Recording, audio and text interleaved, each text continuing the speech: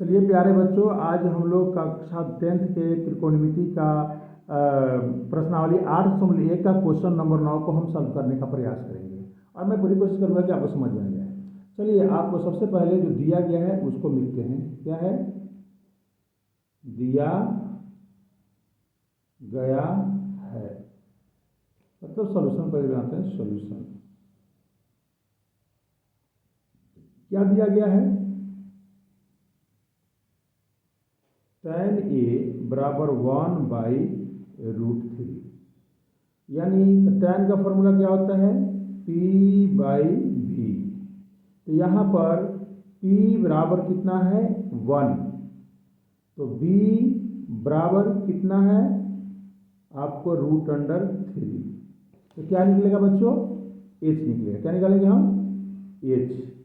तो h बराबर क्या होगा? √p² plus v²। तो चलिए h का मान, तो p का मान कितना है? 1 है, तो 1 का मान रखते हैं। b का मान कितना है? √3, इसका मान रखते हैं और इस मान को निकालते हैं। तो 1 का स्क्वायर 1, √3 का स्क्वायर 3, √3 3 हो जाएगा। यहाँ तो स्क्वायर जब होता है ना, रूट का तो रूट हट जाता है, तो ये 3। तो इनको जोड़ते हैं तो कितना हो गया? 4। 4 का वर्गमूल कितना होगा? 2। तो ये निकल गया। अब हम एक त्रिभुज बना लेते हैं और त्रिभुज बनाकर देखते हैं इसका मान हम कैसे निकालेंगे। तो सबसे पहले हम त्रिभुज बनाते हैं और इसका मान को जो दिया गया है कोण के आधार पर उसका भी मान को हम पहले लिखेंगे, उसके बाद मान जाते हैं। तो सबसे पहले हमें ए बी समकोण है, तो बी यहाँ होगा, सी यहाँ होगा। p बराबर 1, b बराबर √3 और h बराबर कितना है? 2। तो इन मान को लिखते हैं। अब इन मान को जो है क्वेश्चन के आधार पर जो है हम लिख लेते हैं। पहले मान को लिखते हैं। तो सबसे पहले हमको दिया गया है कितना, हमको मान निकालना है क्या क्या? देख रहे हैं, हम निकालते हैं मान sin a, यानी कोण के सामने की भुजा लंब होगी, तो यानी sin क्या होगा? p/h। तो p कितना है? √3। h कितना है? 2। कंफ्यूज मत होइएगा, क्योंकि p आपके हिसाब से 1 होना चाहिए, वो आपका हिसाब सही है, लेकिन यहाँ पर कोण बदलने से लंब और आधार बदल जाते हैं, इसलिए sin a बराबर है √3/2, क्योंकि इसके सामने आधार जो है अब लंब हो गया। इसी तरह से फिर क्या चीज़ का मान? cos a का मान हम लिख लेते हैं। तो यहाँ पर cos a का मान है, तो फिर b/h। तो यहाँ पर है, तो ये तो p है, तो b क्या होगा? 1/2। उसके बाद फिर हम जो है इसका मान निकालते हैं c का, यानी cos c। तो यहाँ पर अब आ गए, अब हम एंगल a पर नहीं है, एंगल a पर नहीं है, अब यहाँ आ गए तो सब मामला सही है। जैसा आप जानते हो सही हो जाएगा। केवल मामला बिगड़ता है कब? जहाँ हम एक एंगल पर होते हैं।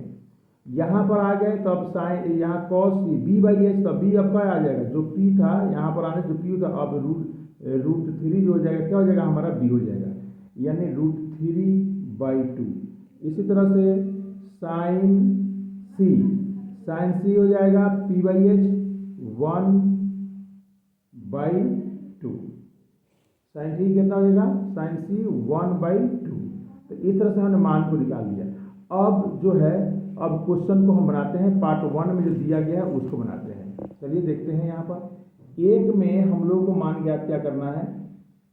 sin a into cos c plus cos a into sin c, यही ना निकालना है मान।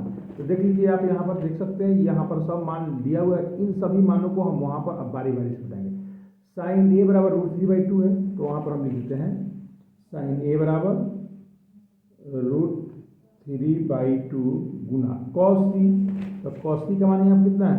cos c का मान √3/2 है, तो इस मान को वहाँ पर हम लिख देते हैं। तो क्या हो जाएगा? √3/2 प्लस, अब cos a, तो cos a का मान यहाँ पर हम निकाल लिए हैं। cos a का मान कितना है? 1/2, तो ये हो जाएगा 1/2। फिर sin c का मान भी हमने निकाल लिया है। कितना है? sin c का मान 1/2, यानी एंगल बदलने से इन सभी का मान सेम हो गया। अब इसको हम हल करते हैं। तो √3 3 हो जाएगा, नहीं √3 गुने √3 3, 2 दूनी 4, 1/4। अब इसका एलसीएम करेंगे तो 4, 3 + 1, 4/4 कट के हो गया 1। पार्ट 1 का आंसर हो गया। फिर हमें दूसरा पार्ट दिख रहा है यहाँ पर दूसरा भी निकालना है। क्या कर रहा है यहाँ पर, cos A into cos C minus sin A into sin B। इस मान को फिर हम निकालेंगे। तो यहाँ पर हम देख लेते हैं, या एक पन्ना यहाँ ठीक है, चलिए इसी पन्ना पर हम यही बना लेते हैं। यहाँ पर है आपको 2 नंबर में लिखते हैं हम क्या चीज़, cos A into cos C minus sin A into cos C। अब जो मान यहाँ पर निकाले ना, ये देख रहे हैं ना मान ये वाला, इन सभी मान को हम उसमें पुट कर लेते हैं, बस बन जाएगा। तो यहाँ पर हमारा क्या है, cos A। तो cos A का मान यहाँ कितना है, cos A का मान 1/2 है, क्या बात है 1/2।